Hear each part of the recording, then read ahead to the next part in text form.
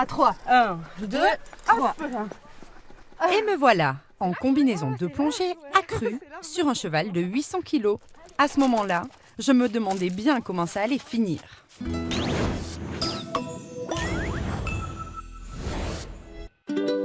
Vous connaissez la légende de la vouivre?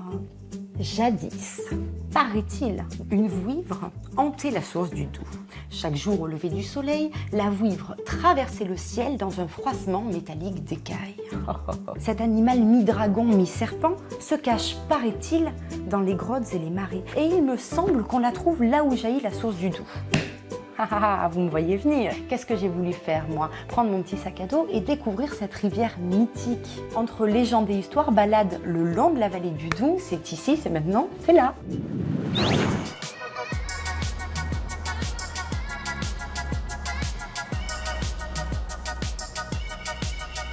C'est à Mout, surnommée la Petite Sibérie, la même où le Doubs jaillit de la montagne, que j'entamais mon périple. Il se murmure que la vouivre, cette créature mythologique, y aurait été aperçue. Pour en avoir le cœur net, je décidai d'interroger un spécialiste de la région, Valentin, un guide rando, musicien, qui connaissait bien la bête. Elle est où? Pas là, pas là. Pas là. Pas là.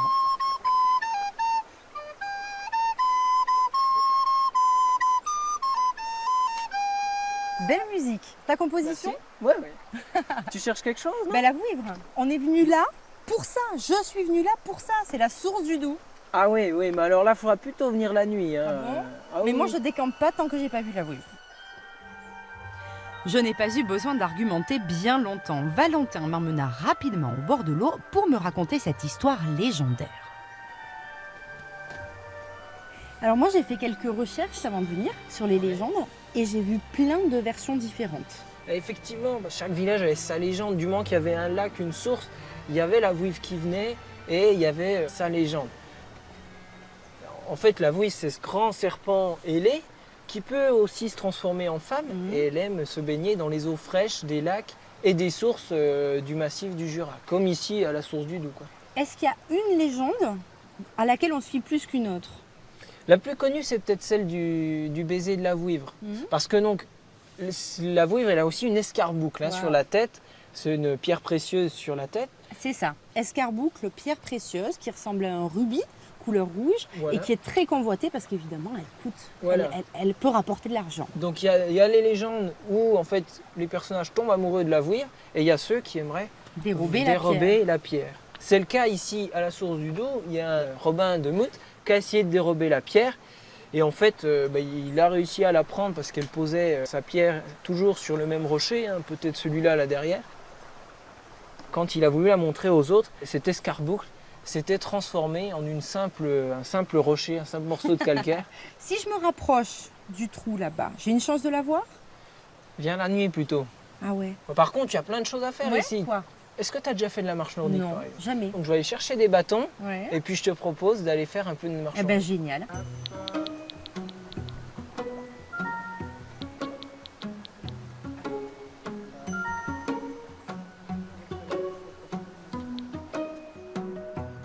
J'étais bien là, assise sur mon rocher. Mais bon, une nouvelle fois, j'allais devoir mouiller ma chemise et me mettre au sport. Comme au kayak. Comme au kayak, exactement. Ouais. Après tout, ça ne pouvait pas me faire de mal. Ton pouce dans le trou là. Tu serres bien. Pour commencer, on va marcher et tu vas pas t'occuper de tes bâtons. Ok. Tu vas laisser traîner derrière, On tout oublie. simplement. Ok. Voilà, donc tu laisses traîner, puis tu vas marcher naturellement. Hein, tu as le mouvement des bras naturel qui va se faire. Et tu vas sentir que les bâtons commencent à se planter. Tu le sens? Je le sens, ouais. Et ben, petit à petit, voilà, tu vas commencer à prendre tes bâtons et puis à les planter vraiment.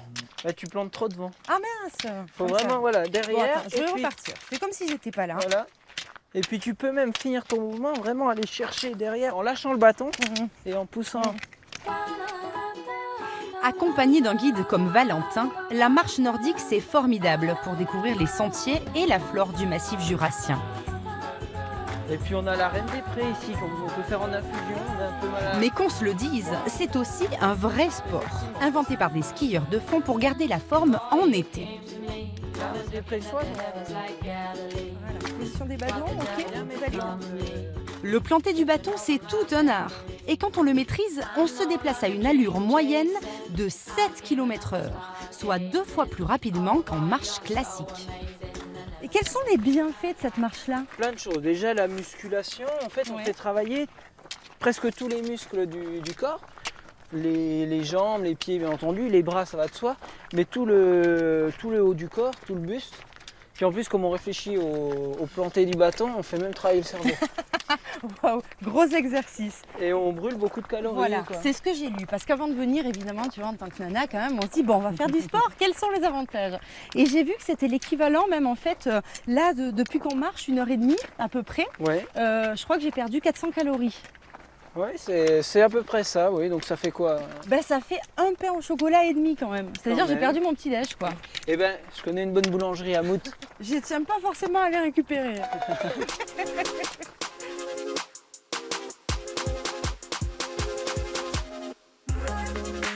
Des calories, j'allais encore en perdre un certain nombre, croyez-moi. De Mout, je poursuivais mon chemin en descendant le long du Doubs.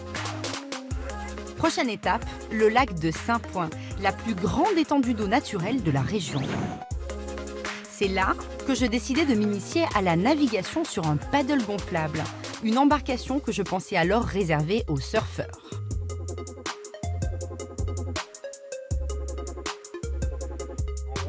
Après avoir réglé ma pagaie et choisi une combinaison, je te propose la violette, ça va bien avec tes yeux. Oh super, j'ai les yeux violets. Je suivais Clémence sur cette mer intérieure déchaînée. Enfin, j'exagère. C'est parti. Tu veux essayer de te mettre debout? Oui. Allez. Debout. Tac, tac. Écarte un petit peu les pieds pour être plus stable sur le support.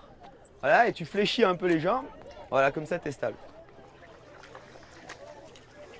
Voilà, parfait. Bon alors, en fait, tu m'expliques que pour aller tout droit... Si tu veux aller tout droit, il faut que tu pagaies bien vertical, et proche de la planche. Ok? Et que je me mette un peu au milieu de la planche, comme ça. Tu te mets complètement au milieu de la planche. Carrément au milieu. Quand on parle aux sportifs, aux gens, tu vois, un peu comme toi, quoi, qui font de tout, un peu intensément, ils rigolent en disant mais le paddle, c'est pas du sport. Alors, ton avis à toi? C'est-à-dire, ce qui est cool avec le paddle, c'est que tu peux mettre ça dans la main de personnes qui sont pas du tout initiées au sport. Et du coup, ils vont réussir à pagayer, à s'en sortir, à réussir à tourner. Et par contre, si tu mets ça dans la main d'un sportif, en revanche, là, il peut y trouver du bien parce qu'il va se mettre debout, il va se gainer et puis il va aller chercher loin devant avec sa pagaie et il va tirer fort sur ses bras. Donc voilà. C'est possible aussi, en fait. On peut le prendre très cool comme nous aujourd'hui, balade. Exactement. Mais on peut aussi... on peut aussi s'entraîner pour préparer les courses de ski de fond l'hiver et puis être en forme toute l'année, quoi.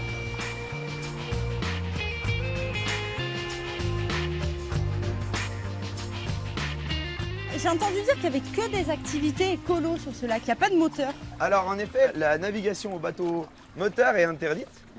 Et les bases nautiques comme les nôtres, on a juste un petit quota, on a le droit à quelques bateaux moteurs. Et c'est pour ça que tu peux voir tout autour de toi, là, tout ce qui est faune, flore, toute la ceinture végétale autour du lac. C'est magnifique. Elle est vraiment intacte, elle est vraiment protégée. Et ça, avec tous des jet skis, des bateaux moteurs dans tous les sens, c'est pas possible. C'est pas possible. Et t'as vu, c'est calme. C'est super calme. Il y a une atmosphère magique sur ce lac.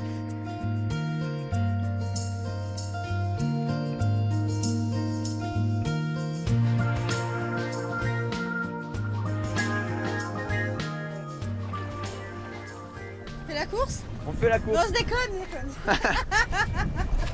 Tes bras là. Allez, bim. Voilà, nickel. Trop facile. Ça fait combien de temps que tu fais du paddle, toi? Eh ben, on a développé ça ces dernières années avec la base des grands jets, car c'est une mode et les gens sont demandeurs de ça. On est plus haut sur l'eau, alors qu'en canoë, on est proche de l'eau. Et tu vois, là, tu vas être plus proche par contre. Et c'est cool parce qu'on voit un peu plus le fond du lac. Ouais, en fait, j'aimerais pas aller le voir vraiment. Ouais, tu m'as dit qu'il y avait des brochets. Ouais, il y a des gros brochets, ouais. Bah, faut savoir, les brochets, ça mord pas, m'a-t-on dit, mais ça a au moins 500 dents. 600 dents, ça va jusqu'à 600 dents. Et on connaît quelqu'un, on nous a raconté qui a pêché un brochet d'1,47 m. Waouh! Donc ouais, ça commence à parler dans le poste là. Allez, viens par là. J'arrive. tu vas pouvoir monter. Super, j'enlève ça. Tu peux laisser la pagaie dessus. Super, merci. Stop. Déséquilibré. J'accroche ta paddle Ah, ici. c'est bien ça. Ouais. Confort, Ça là. c'est la méga scène de paddle, ouais, on peut monter à Génial. plusieurs dessus et puis Ah, c'est top. avec les gamins ou même les grands gamins. Ce lac-là, Ouais. il s'est pas toujours appelé le lac de Saint-Point. Exactement, autrefois c'était le lac de Damvautier et il y a une petite légende là-dessus qui dit que autrefois cette grande vallée n'était pas du tout recouverte d'eau et il faut imaginer l'hiver à moins 25 degrés et tu mets une petite dame avec son bébé au milieu de cette vallée qui va toquer aux habitants de Damvautier, donc le village qui est au fond de la vallée maintenant. Et tous les habitants de Damvautier lui ont refermé la porte au nez. Du coup, elle est allée se réfugier dans un petit village au-dessus, chez un monsieur qui s'appelait Saint-Point, qui était plutôt sympa, qui lui a offert un petit bout de comté, qui lui a mis au chaud pour la nuit. Et le lendemain, pour punir tous les habitants de Damvautier, monsieur Saint-Point a fait pleuvoir toute la nuit. Et la dame s'est réveillée le matin, de l'eau partout, le lac Saint-Point et Damvautier enseveli. Et avec les pêcheurs maintenant qui accrochent leurs filets dans le clocher de Damvautier. Et changement de nom Ouais, de Damvautier au profit de Saint-Point, parce que Damvautier, c'est exactement. l'homme à abattre. Exactement. Et sans parler des gens, en parlant de réel, je t'ai ramené un petit bout de, comté. C'est pas vrai. Ouais, on va T'as manger un ramené petit ça. bout de comté. Ouais, ouais. Comme dans la légende. Comme dans la légende. Bon, la légende, c'est vrai que c'est moi qui ai rajouté le petit bout de comté. Après l'apéro, je décidai qu'il était temps de passer au plat de résistance et d'aller voir ce qu'un grand chef avait à me proposer. Je quittais donc le lac de Saint-Point et me rendais près de Morteau.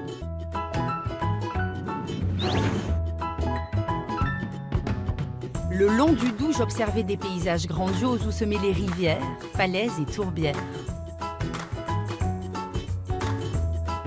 J'allais bientôt comprendre que la nature, en plus d'être belle, savait être généreuse, surtout auprès de ceux qui la chérissent, comme le chef Philippe Feuvrier, qui me réserva un drôle d'accueil. C'est où? Là. Bah écoutez, ça se mérite, hein, les coins de champignons. Oui, mais enfin là. Non, mais ça se mérite, je vous le dis. Bon, Bon. Écoutez, je vous libère, je suis d'accord, je vous montre. Ah ben voilà, on enlève le bandeau. D'accord, allez. 1 heure qu'on marche. Le temps part long quand on n'y voit pas. Hein. Allez. Surtout que vous m'avez privé de ça, quoi. Eh oui. Bon, allez, venez. Allez, on y va maintenant. C'est la cueillette. Vous allez voir ce que c'est qu'un joli rond de chanterelle. C'est pas facile à voir, vous allez doucement, vous voyez, petit truc jaune là, dans les feuilles. Ah, mais il y en a plein. C'est surprenant, je m'attendais pas à autant. Il n'y a plus Allez. qu'à les cueillir. Comment on s'y prend alors pour couper les Bah, écoutez, champignons, pour les cueillir pour sans les ramasser abîmer? les champignons, l'idée, c'est qu'on n'est pas tout seul dans la forêt. Et que si on veut que le mycélium puisse continuer de se propager les années futures et que d'autres puissent en ramasser, on les arrache pas, on les coupe. Délicatement, Simplement. à la D'accord ? racine. Au niveau de la terre, le pied du champignon au niveau de la terre simplement, comme ça, tac. Voilà, celui-là on le met dans le panier, on le nettoie un petit coup, pas de feuilles, voilà. Un jeu d'enfant, hein. Venez voir. Ça c'est moi qui les ramasse. Ah c'est beau quand même ces chanterelles. Mon panier bien garni, il était temps de quitter la forêt, direction la rivière. Et oui, Philippe est un chef qui adore son terroir. Il aime servir les poissons qu'il a lui-même pêchés. J'avais vraiment hâte de goûter sa cuisine. Autant vous dire que je croisais les doigts pour que ça morde. Vous attendez à pêcher quoi là, Philippe? Ah ben de la truite. En pêchant à la mouche sèche, c'est ce qu'on espère attraper là, dans le dos. Bon, mais là, ça mord pas beaucoup. Hein. Il faut pas pêcher 2 fois, c'est pas comme les gamins, Gaël. Je vais me faire engueuler. Mais non Gaël, tu fais 2 lancers et tu prends une truite, ça c'est bon pour les grands spécialistes. Ah, D'accord? Ça arrive, mais c'est Ah. pas tout le temps le cas. ah. C'est pas une D'accord. science exacte. Si, c'est une science exacte. Ah. C'est une science exacte, mais c'est pas facile à pratiquer. Hmm. Tu vois, regarde, quand on parle de truite, celle-là, elle est pas belle? Ah ouais. Regarde ça. Regarde ce poisson. Qu'est-ce qu'elle a de particulier? Elle a de particulier qu'elle a des points rouges et noirs et elle a des petites zébrures. On dit que c'est une truite zébrée, c'est ça? Hein? D'accord? Et elle peut arriver à être saumonée parce qu'elle mange sous les cailloux des crevettes d'eau douce qu'on appelle des gamards. D'accord. Et donc la chair, le saumoné de la chair vient de ces gamards. Tu vois, c'est quand même beau. Hein? Ouais, c'est beau, c'est Jaune, beau, c'est noir, beau, c'est bien beau, fini. c'est beau, Regarde la c'est gueule beau. que ça, c'est Je trouve magnifique. ça beau, Des belles j'adore, nageoires. mais Hein? de la sortir de là, ça m'ennuie toujours un peu. Mais quoi. oui, mais c'est vrai. On devrait faire du no-kill et lui faire un bisou et la remettre. Eh ben ouais. Eh ben ouais. Allez, on en a 2. Si on en a une qu'on garde pas, mais non, allez. Vous Hein? vous moquez de moi. Voilà. Je suis sûre qu'il y a plein de gens qui sont d'accord avec moi. Il y a beaucoup de gens qui aimeraient ça. Mais il y a tellement de gens qui aiment la truite. Ben c'est vrai. C'est On peut pas. c'est un vrai, magnifique Il faut savoir poisson. ce qu'on veut. Alors, celle-là, on la sacrifie, c'est pour toutes les autres qu'on remettra. Parole? Ok. D'accord, parole. merci On va Gaël. faire ça. Allez, la Diane pécheresse maintenant. Hop là. Et puis les pieds dans le fil. C'est bon, on est parti. Avec notre truite fraîchement pêchée et nos champignons dans la besace, il était temps de passer derrière les fourneaux. Et croyez-moi, en cuisine, Philippe est un vrai passionné. Cuisine, cuisine, cuisine, cuisine, cuisine. Tu vis, tu transpires, tu dors, cuisine. D'accord? Les produits du terroir, c'est d'abord l'expression de la cuisine. En fait, un cuisinier, c'est quelqu'un qui se met derrière le produit. Et notre métier, c'est un métier d'artisanat. Alors, on est caché derrière le produit, on l'amène au meilleur de ce qu'on pense et avec sa personnalité. D'accord? La cuisine, c'est ça. Je vais t'aider. Allez. Si tu veux. Non, c'est chaud, on fait attention. On en met plusieurs, bien entendu. Les petits chapeaux, pourquoi tu ne les mets pas? Tu les aimes pas? Je les avais oubliés. Et voilà. Et tu prends un couteau, Allez. tu coupes un beau morceau, tu me goûtes ça, d'accord? Alors. Tu vois, il n'y a pas trop d'assaisonnement. Non, il n'y a rien à ajouter. C'est bon, hein? Ah, ouais, c'est Ouais, c'est bon comme ça. Bon, il y avait encore du boulot. La truite nous attendait. Regarde ça, cette gueule, regarde. Regarde ce poisson. Ouais. Une fois les filets levés et les arêtes retirées, c'est dans une poêle, généreusement beurrée, qu'elle finissait son parcours. En beauté. Regarde, tu vois? Ouais. Ultra frais, regarde comme elle se tord, regarde le filet. Il se tient même pas tellement il est frais, tu vois? Ça, c'est de l'or pour un cuisinier? Oui, pour un cuisinier, mais aussi pour les consommateurs. Allez, on vient avec notre filet de truite sur cette purée. Regarde comme ça va bien. Regarde-moi ça si c'est beau. Tac, voilà, on vient ici. On termine notre assiette. Comme ça, tu finis ça, tu laisses aller, terminé. Truite bien. sauvage, meunière, avec une Une purée. de pomme charlotte et quelques qu'est-ce qu'il y Graines avait de dedans? tournesol. Des graines de tournesol. Merci madame.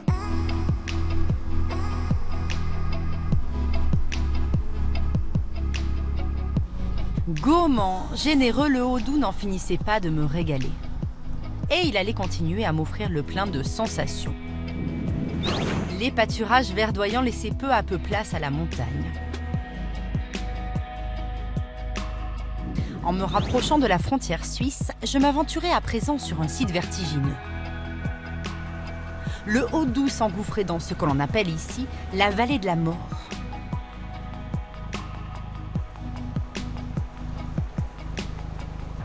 J'ai retrouvé Stéphane pour une ascension sur des échelles pas tout à fait comme les autres. Allez Gaël, ça vient bon. Ah ouais, j'arrive. Laissez-moi On est tranquille. bientôt au-dessus de la première bosse, il y en a encore une après, hein. Quoi, on est qu'au début, là? Ah, on est qu'au début là. Bon. Ça va venir bon, on a passé le premier cap, hein. Premier cap? Premier cap. Vous pouvez pas aller, là? Mais après, voilà. Je m'arrête pas, sinon je repars plus. Eh ben allez, on continue alors. Pourquoi est-ce qu'il est historique, ce lieu? Ah, c'est vrai que c'est un endroit qui a été chargé de beaucoup d'aventures il y a quelques années, même une centaine d'années. C'est un endroit vraiment où se jouaient des grosses parties de contrebande. Ah bon? Ah ouais, effectivement, ici on est en France, à quelques mètres sur notre gauche on est en Suisse. La frontière est proche et puis dans un contexte difficile, eh ben, les Français allaient régulièrement en Suisse s'approvisionner. On y est, aux échelles, là? Ah, pas tout à fait, là on est encore sur les quelques marches, on va dire, d'escalier qui précèdent les échelles de la mort qui sont juste au-dessus de nous. Ah oui, On y je arrive. vois. On a combien d'échelles comme ça? Alors en fait il y en a trois. Il y en a deux grandes et puis une plus petite, la troisième est un peu plus petite que les deux autres. D'accord. Et elle date de quand? Alors en fait celle-ci, la première, elle a été changée dans les années 2000, mais celle qui la précédait, elle a été installée en 1936. Ah oui. Mais c'est vrai que c'était déjà une première échelle, on va dire, un peu à but touristique, entre guillemets.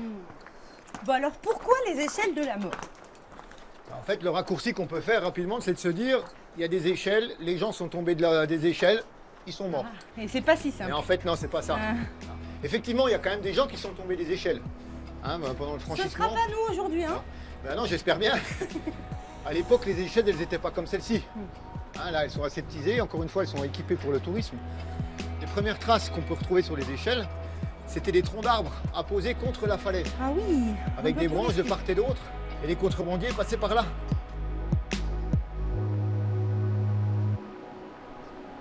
C'est trop beau. Oh, ça en jette, hein? Ah, effectivement, ouais, ça méritait un petit peu d'en baver pour monter, puisque là, ce coup-là, on a le résultat. Là. C'est vrai. Mais tu m'as bien gardé ton secret finalement. Pourquoi les échelles de la mort? Ouais, effectivement, en fait, les échelles, elles sont dans cette vallée de la mort. En fait, tout ce qui nous entoure s'appelle en fait la mort. Là, justement, juste en face de nous, on a les orgues de la mort, en fait, qui fait un petit peu un rappel comme un orgue dans une église, ces grands tuyaux. Et puis, en fait, ici, on appelle ça aussi ça le refrain, puisqu'en fait, quand il y a du vent, ça fait toujours un bruit qui est toujours constant. Les gens qui trafiquaient en fait dans cette vallée entretenaient justement cette réputation de la mort, pour dire que quand c'est la mort, c'est pas sympa, on n'a pas envie d'y aller. Donc quand on disait non, faut pas aller là-bas, c'est la mort, ils étaient tranquilles pour faire de la contrebande, pour faire du braconnage ou de faire toute chose un petit peu pas très licite. Malin. Les contrebandiers d'autrefois ont laissé place aux sportifs d'aujourd'hui. Et figurez-vous que Stéphane y est pour quelque chose. La Via Ferrata qu'il a installée le long des échelles de la mort est très prisée des grimpeurs. Comme vous le savez, j'ai un peu peur du vide. Je restais donc là et préparais la suite de mon aventure.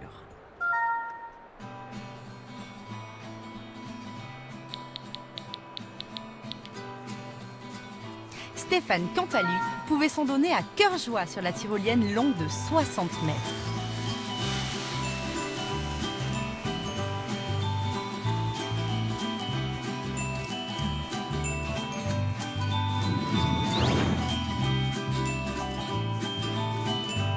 Pour boucler mon voyage dans le Haut-Doubs, je rebroussais chemin et retournais au lac de Saint-Point, profiter une dernière fois de ces paysages vert émeraude.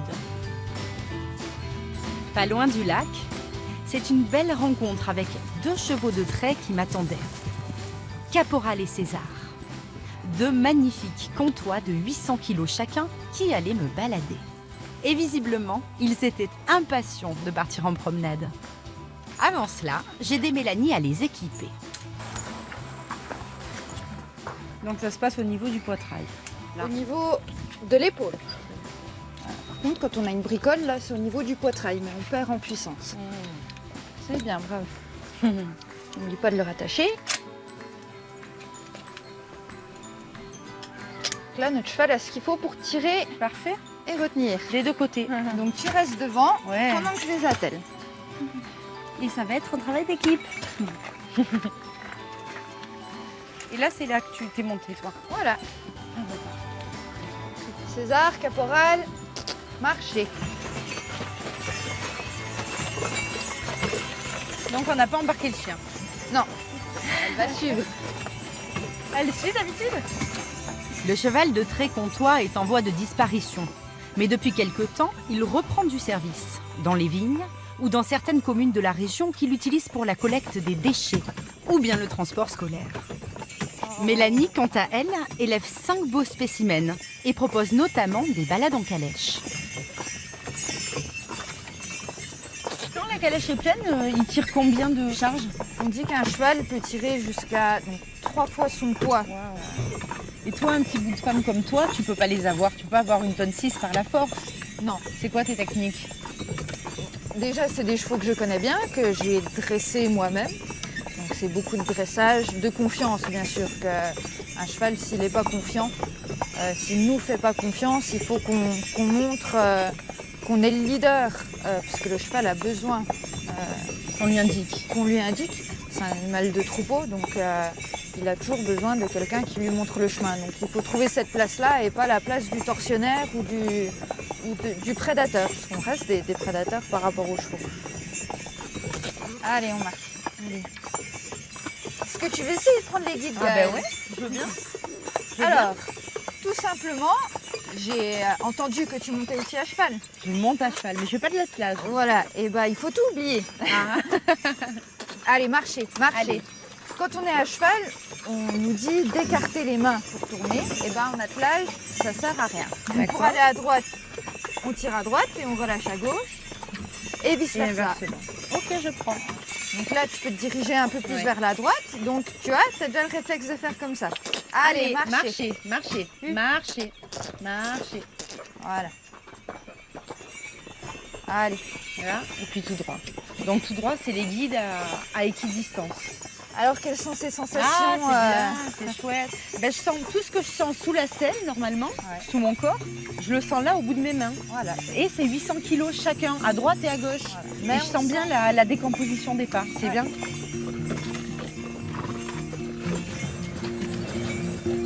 Arrivée au lac de Saint-Point, j'allais réaliser mon rêve de cavalière. Nager avec un cheval. Comtois qui plus est. Qui l'eût cru? Le temps d'enfiler ma combinaison, de me hisser sur Caporal, et me voici dans l'eau. Je n'oublierai jamais ce moment.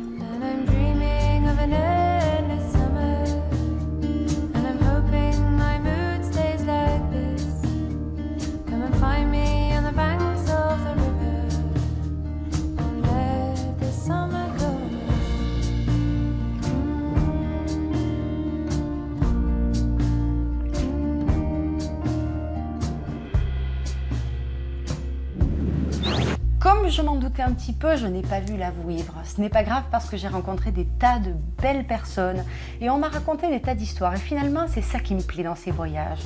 Tout au long de cette rivière, j'ai pu rencontrer de magnifiques choses et vivre de très belles expériences. J'espère que je vous ai donné envie. C'est là. C'est terminé pour aujourd'hui malheureusement, mais on reste connecté, on reste en lien sur les réseaux sociaux et sur mon blog. Je compte sur vous, il y a beaucoup de choses qu'on ne voit pas forcément dans l'émission. Et je vous dis à très bientôt pour une autre histoire. Et d'ici là, je vous embrasse. La semaine prochaine, dans C'est là, en Bourgogne-Franche-Comté, partez pour la vallée de la Loue.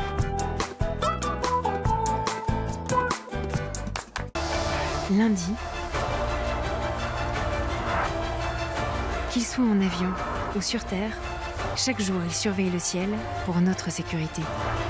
Nous allons embarquer avec ces pilotes qui font face au danger pour nous. Nous pouvons aller, cas extrême, jusqu'au tir de semonce ou de destruction sur un appareil qui pourrait être une menace. Le ciel sous haute surveillance, lundi après le soir 3, sur France 3 Bourgogne-Franche-Comté.